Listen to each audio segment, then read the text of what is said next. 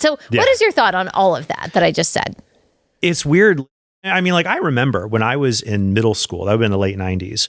The first time I saw pornography, a kid pulled out a Xeroxed photograph from his backpack. So you have this degeneracy. I think also you've seen in the past like 10 years, men have been stepped on by society, being told you have toxic masculinity, told you know, it's bad that you like being a man, you like being white, you like your heritage, you like doing masculine things. Your traditional heritage identity, being white, values their masculinity, values their heritage, being white. And finally, you just snap. Don't give me this crap that you're more pro-life than me. Unless you have a policy where you shoot people the second they come over the border, it's not a pro-life issue. That's a personal judgment that people are going to make to the extent they are able, qualifier there. You don't judge policies by their stated intentions. You judge the policy by the outcome.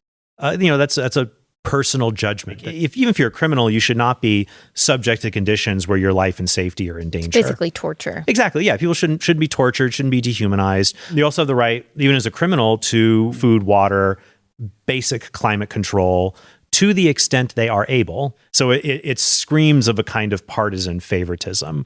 When the George Floyd incident happened, I don't think the uproar would have been as loud if Biden had been president. Joe Biden was implementing an anti-life abortion regime. You're voting for a democratic economic policy for the Democratic Party that you think is better for the poor. Should supporting people to a country where it's economically depressed be illegal? And if they say no, don't give me this crap that you're more pro-life than me.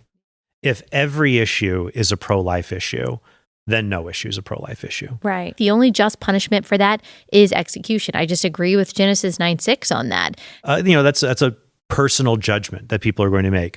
But when it comes to gun violence, they want to ban any gun that looks scary to them. We have had guns for centuries in this country, but mass shootings are a relatively recent epidemic since Columbine.